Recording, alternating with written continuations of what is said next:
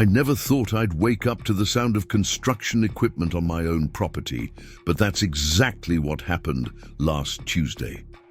The rumble of an excavator shook me out of bed at 6 a.m., and when I looked out my window, I couldn't believe my eyes. There was Patricia Wilson, the neighborhood Karen everyone whispered about, standing on my land with a team of workers digging a massive hole for what looked like a swimming pool on my farm. Land that had been in my family for 3 generations. But before we jump back in, tell us where you're tuning in from, and if this story touches you, make sure you're subscribed, because tomorrow I've saved something extra special for you. The morning sun was already beating down on Sunrise Acres as I threw on my boots and stormed across my east field.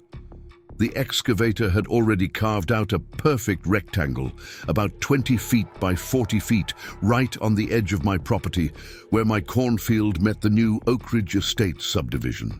Patricia stood there in designer sunglasses and a wide-brimmed hat, clipboard in hand, directing workers like she was building on her own property. "What the hell is going on here?" I shouted over the roar of the machinery. The operator looked up surprised, but didn't stop digging. The morning sun was already beating down on Sunrise Acres as I threw on my boots and stormed across my east field. The excavator had already carved out a perfect rectangle, about 20 feet by 40 feet, right on the edge of my property, where my cornfield met the new Oakridge Estates subdivision. Patricia stood there in designer sunglasses and a wide-brimmed, had clipboard in hand, directing workers like she was building on her own property. "What the hell is going on here?" I shouted over the roar of the machinery. The operator looked up surprised, but didn't stop digging. Patricia turned to me with that practiced smile of hers, the one that never quite reached her eyes. "Oh, good morning, Jim. Exciting day, isn't it? The pool is finally happening." I gestured wildly at the torn-up earth. "On my property? Are you out of your mind?" She laughed, that condescending little chuckle that made my blood boil.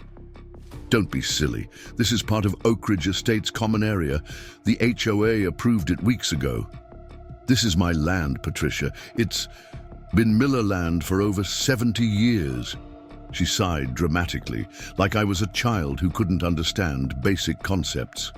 "I have all the paperwork right here." She waved her clipboard. "The HOA approved it, and we've got all the necessary permits. This area is designated for community development according to the new subdivision plans." I took a deep breath, trying to stay calm. "I don't care what your HOA says. I'm not part of Oakridge Estates. This is Sunrise Acres, and it's my farm. You're trespassing, and you need to stop this right now." Patricia's smile hardened just a fraction.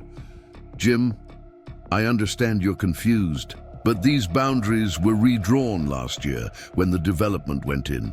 This section," she gestured to the dug-up area, "is now community property. I'm the community pool committee chair, and we've gone through all the proper channels." That's when I noticed Brad Thompson, the HOA president, pulling up in his shiny black SUV. He stepped out in his perfectly pressed khakis and polo shirt, looking more like he was heading to a golf course than dealing with a property dispute. "Is there a problem here?" he asked, his voice carrying that artificial friendliness of someone who's used to getting his way. "Yes, there's a problem," I said, trying to keep my voice steady. "You're digging a swimming pool on my property without my permission." Brad exchanged glances with Patricia. "Jim, we've been over this. When Oakridge Estates was developed, this parcel was rezoned. We have the updated survey and all the necessary approvals." I could feel my face getting hot. "Show me these so-called approvals, because I never agreed to give up any of my land, and I have the deeds to prove it." Brad smiled, that patronizing smile. "All the paperwork is at the HOA office. Feel free to stop by and take a look. But for now, this project is moving forward as planned. The community has been waiting for this pool for months." I pulled out my phone. "Then you won't mind if I call the sheriff right now?" Something flickered across Patricia's face. Uncertainty, maybe even fear. but she quickly masked it. Go ahead, we have nothing to hide. I made the call right there, explaining the situation to the dispatcher while Patricia and Brad whispered to each other. The excavator continued to dig, tearing up more of my farmland with every passing minute. While I waited for the sheriff, I walked over to Tom Jenkins' property next door. Tom had been my neighbor for 20 years, and if anyone would back me up on where my property line actually was, it would be him. Tom was already out in his field, watching the commotion from a distance. "What in tarnation is going on over there, Jim?" he called as I approached. "Patricia Wilson and her HOA cronies think they can build a swimming pool on my land," I explained. "They're claiming the property lines were redrawn when Oakridge Estates went in." Tom's brow furrowed. "That's horse manure. Your family's owned that east section since before my daddy bought this place. I've never heard anything about rezoning or redrawing boundaries. They're saying they have permits and approvals." Tom spat on the ground. "Forgeries, more likely. Those development people have been trying to get their hands on our land for years. Looks like they finally decided to just take it." By the time we walked back, Officer Dan Collins had arrived in his patrol car. I'd known Dan since high school. He was a straight shooter who didn't play favorites. At least that's what I thought. "Morning, Jim," Dan said, nodding to me before turning to Patricia and Brad. "What seems to be the issue here?" Before I could speak, Patricia launched into her explanation, waving her clipboard and speaking with absolute certainty. "Officer Collins, we're simply beginning construction on the Oakridge Estates community pool. We have all the necessary permits and approvals from the county. Mr. Miller seems confused about the property lines since the development went in." Dan turned to me. "Jim, your side. This is my land, Dan. Always has been. Patricia and her HOA friends are trespassing and destroying my property. I want them off my land now, and I want charges filed." Dan looked uncomfortable. "Do you have the property documents handy? They're in my house. But you know this is my land, Dan. My family's farmed this section for decades." "And we have the updated surveys right here," Brad interjected, pulling out a rolled-up document. From his SUV, he spread it on the hood of Dan's patrol car, an official-looking survey map with stamps and signatures. Dan studied it, frowning. "According to this, the area in question does fall within Oakridge Estates boundaries." "That's impossible," I said, feeling a knot forming in my stomach. "Show me that." I snatched the paper from the car hood, examining it closely. The map showed my property line had been moved 50 yards west, putting this section of my farmland within the development's boundaries. "This is forged," I said, feeling my hands shake with anger. "I never agreed to this change. Nobody resurveyed my property," Dan sighed. "Jim, these documents look official to me. They've got the county seal and everything." "Then someone at the county is in on it too," I insisted. "I'm telling you, Dan, this is fraud." Patricia made a small sound of sympathy. "Jim, I understand. This is upsetting. Change can be difficult, especially for traditional farmers. But Oakridge County is growing. Progress happens." The condescension in her voice made me want to scream. Instead, I took a deep breath and turned back to Dan. "I want this construction stopped until we can get to the bottom of this. That's my right as the property owner." Dan looked torn. "I don't have the authority to stop a permitted construction project, Jim. If they have the county approvals, then I'll go to the county right now and prove these permits are fraudulent," I said. "Just do your job and protect my property until then." Dan shook his head. "I can file a report about the dispute, but without clear evidence of trespassing, my hands are tied." I couldn't believe what I was hearing. Even Dan, someone I'd known my whole life, was taking their side. "Fine," I said, my voice tight. "If you won't do anything, I'll handle this myself." I turned and walked back to my house, my mind racing. Patricia's smug smile burned in my memory as I grabbed my truck keys. They thought they had me cornered, but they had no idea who they were dealing with. I might be just a farmer. But I wasn't about to let some entitled suburbanites steal my land. I drove straight to the Oakridge County Records office, a place I knew better than most. After my father passed away 3 years ago, I'd spent weeks there sorting out the inheritance and making sure all our property documents were in perfect order. Linda Chen, the records clerk, greeted me with a smile that quickly faded when she saw my expression. "Jim, what's wrong? You look like you're about to burst a blood vessel." "Someone's forged documents claiming part of my farm belongs to Oakridge Estates," I explained, trying to keep my voice steady. "They're digging a swimming pool on my land right now, and the sheriff won't stop them because they have what look like official county permits." Linda's eyes widened. "That's not possible. Your property records were updated just last year when you added that new storage barn. There's been no change to your boundaries." Preparing and narrating this story took us a lot of time, so if you are enjoying it, subscribe to our channel. It means a lot to us. Now back to the story. "Well, they've got papers with the county seal saying otherwise. I need to see my official records right now." Linda nodded. "Give me a few minutes." While she searched the database, I paced the small office, trying to make sense of this. Who would have the authority to forge county documents, and why target my farm specifically for a swimming pool when there was plenty of land within the actual development? Linda returned with a thick folder. "Here are all your property records, including the original deed and every survey done since 1945. She spread them out on the counter, pointing to the most recent survey. "According to our official records, your eastern boundary is exactly where it's always been. It runs along Willow Creek, putting that entire field within your property." Relief washed over me. So they're definitely trespassing. "Without a doubt," Linda confirmed. "But Jim, this is concerning. If they have documents with county seals..." She hesitated. "Someone in the system must be involved." That's when it hit me. Maria Gonzalez, the county's permit inspector, had been dating Brad Thompson for the past year. I'd seen them together at the Riverdale Diner several times.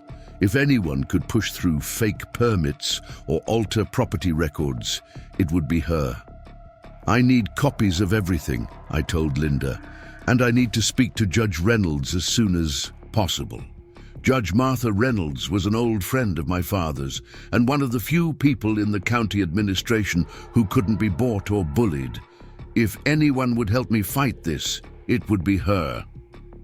Linda nodded, understanding the urgency. "I'll make the copies now and call the judge's office. But Jim, be careful.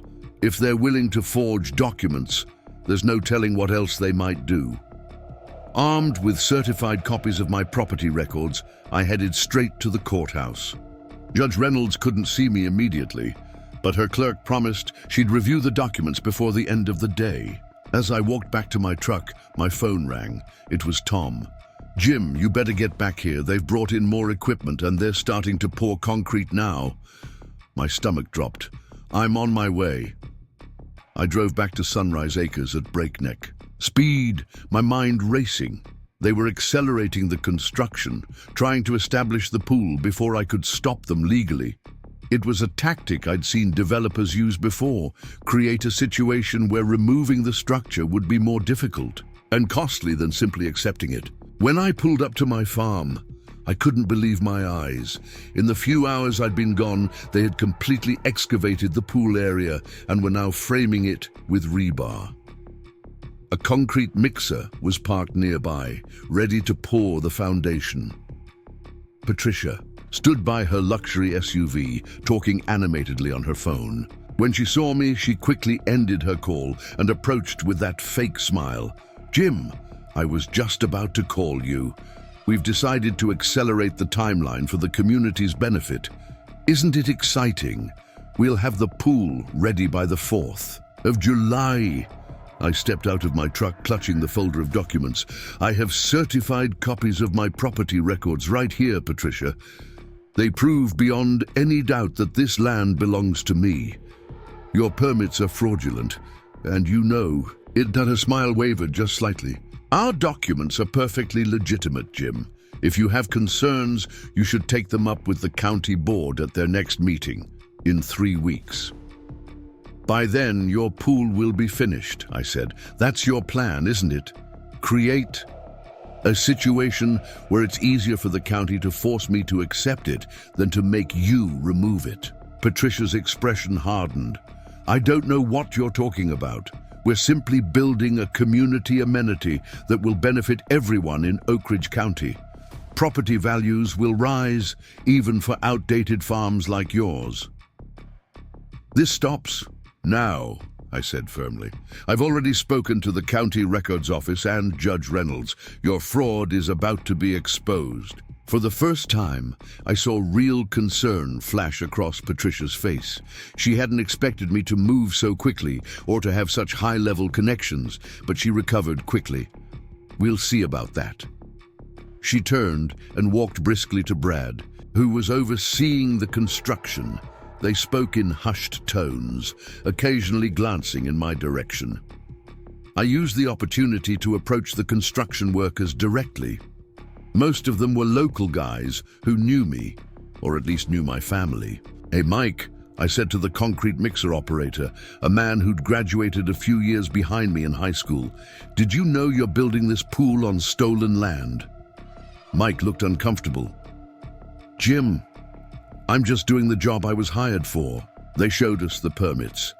"They're forged," I said, opening my folder to show him the real property maps. "This is my land. Has been for generations. They're committing fraud, and anyone helping them could be held liable too." Mike studied the documents, his brow furrowing. "Man, I don't want any part of something illegal, but if I walk off this job..." "I understand," I said, putting a hand on his shoulder, "but at least think about it." One by one, I spoke to the workers, showing them my documents and explaining the situation. I could see the doubt growing in their eyes. These were local men with reputations to protect in our small community. By the time I approached the excavator operator, Brad and Patricia had noticed what I was doing. They hurried over, Brad's face flushed with anger. "What do you think you're doing?" he demanded. "You can't interfere with our workers." "I'm simply informing them that they're participating in illegal construction on private property," I replied calmly. "As the rightful owner of this land, I have every right to do that." "These men are under contract," Patricia hissed. "If they walk off this job, they'll be sued for breach of contract." I turned to face her directly, and if they continue working after being informed that the permits are fraudulent, they could face criminal charges. Which do you think they'll choose, Patricia?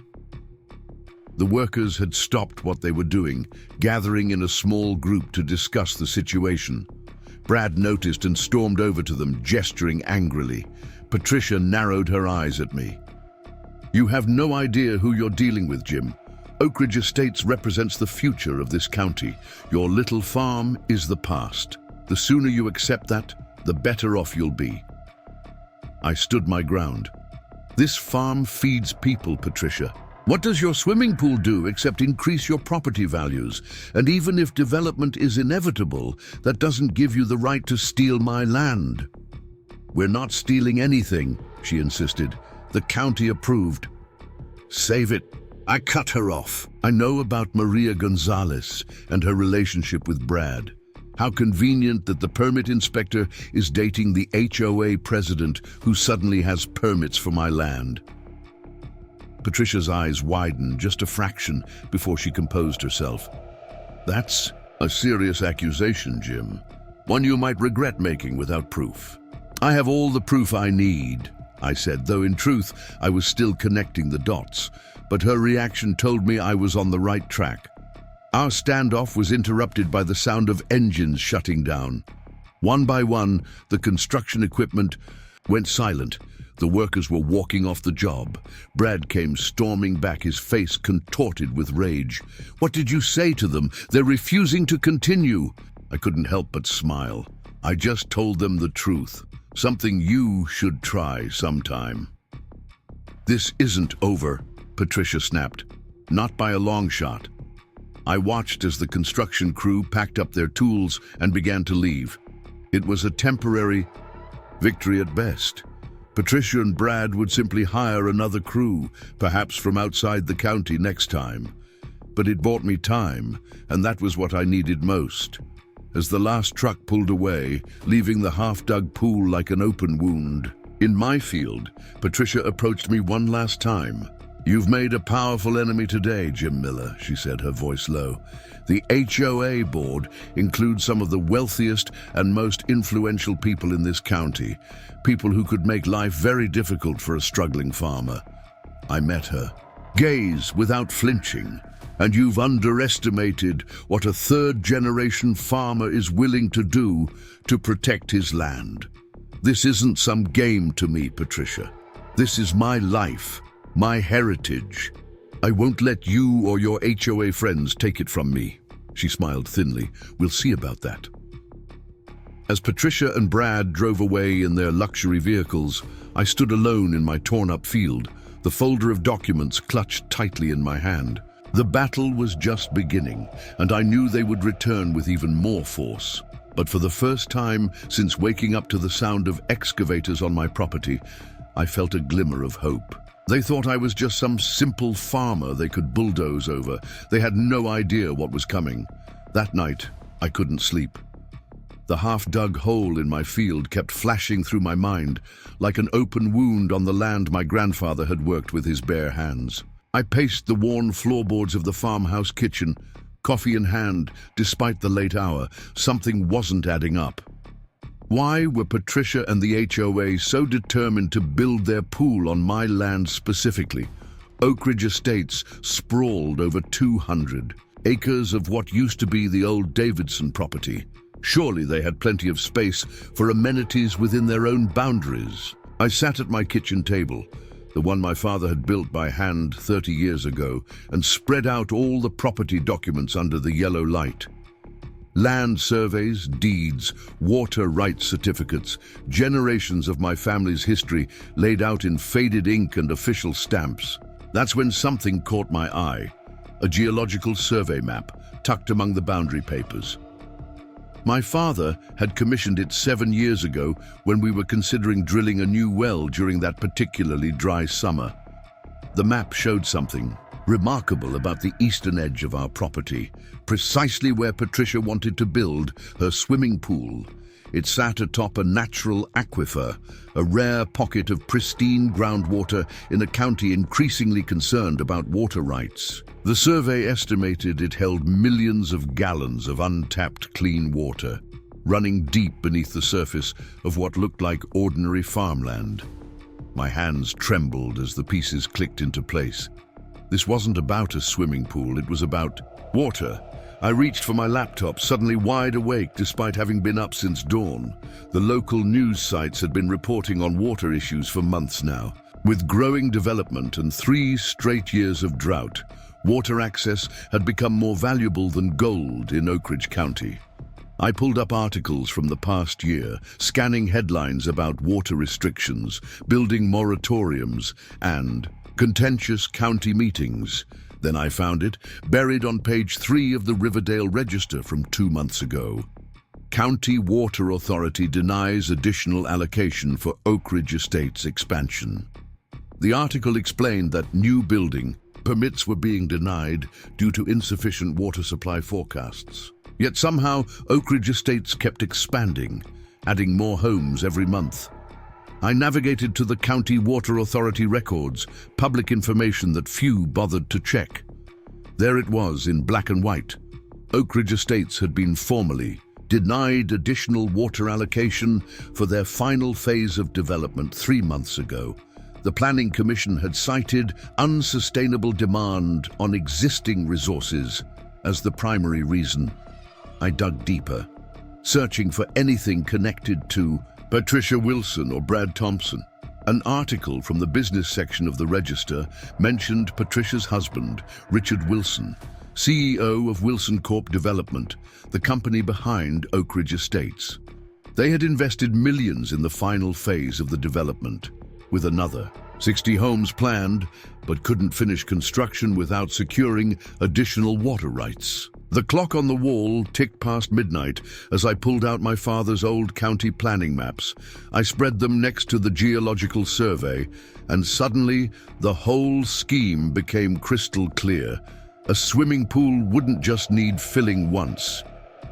It would require ongoing water access for maintenance, filtering, and topping off due to evaporation. Building the pool would give them legal grounds to tap into the aquifer, creating a permanent access point to the water beneath my land. Once established, removing it would become nearly impossible under county ordinances protecting community water resources. I'd seen this play out before with the Johnsons' property on the north side of the county. Once a community resource was established, the regulations made it almost impossible to revert. I slammed my fist on the table, rattling the coffee cup. This wasn't just theft of land, it was a calculated water grab disguised as a community amenity. The swimming pool was just a Trojan horse. Once they controlled that corner of my property, they could access the entire aquifer, securing water rights for their development while bypassing county restrictions. The more I thought about it, the more sense it made. Patricia and Brad weren't interested in a community pool. They needed water rights for their development to move forward. Millions of dollars were at stake. No wonder they had pulled out. All the stops, including apparently forging documents and colluding with county officials. I pulled out my phone and started taking photos of everything. The geological survey, the property boundaries, the news articles, all of it. Evidence was going to be crucial in what was coming next. As I photographed the documents, I noticed something else, a small notation on the corner of the geological survey about water quality testing. Dad had paid extra to have the water tested, and the results were exceptional.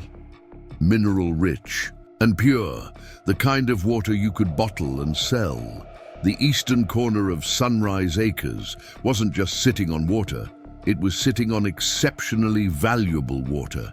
No wonder Patricia had set her sights on it, with water scarcity becoming a crisis in California. This wasn't just about building houses anymore.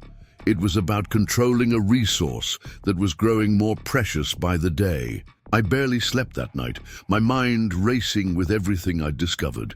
At dawn, I made a pot of strong coffee and called Tom, filling him in on my discoveries. "Jesus, Jim," he breathed when I finished explaining. "This is bigger than just your land." "I know," I said, "and I need to move fast before they try again." The next morning, I called Linda at the records office. "I need everything you have on water rights applications from Wilson Corp Development in the last year," I said without preamble. There was a pause on the line. "Jim," Linda's voice dropped to a whisper. "I was about to call you. Judge Reynolds wants to see you immediately. She received your documents yesterday afternoon and has some concerns." My pulse quickened. What kind of concerns? She wouldn't say over the phone, but, "Jim," she hesitated, "be careful who you trust. I found something strange in the system this morning. Someone accessed your property records last night, attempting to alter the historical boundaries." My stomach tightened into a knot. "Who?" "The login belonged to Maria Gonzalez." I thanked Linda and hung up, a new determination settling over me. This wasn't just about my farm anymore. It was about corruption that threatened the entire county's water future. Patricia Wilson and her cronies weren't just trying to steal a piece of land for a swimming pool. They were trying to secure control of a vital resource that belonged to the whole community. As I grabbed my truck keys and headed for the door, I glanced out at the torn-up field where the half-dug pool sat abandoned. By this time yesterday, I had thought I was just dealing with an entitled neighbor overstepping her bounds.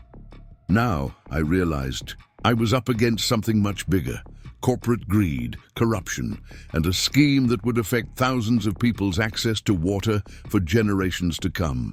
I wasn't just fighting for my family's land anymore. I was fighting for the future of Oakridge County itself. Up next, you've got two more standout stories right on your screen. If this one hit the mark, you won't want to pass these up. Just click and check them out.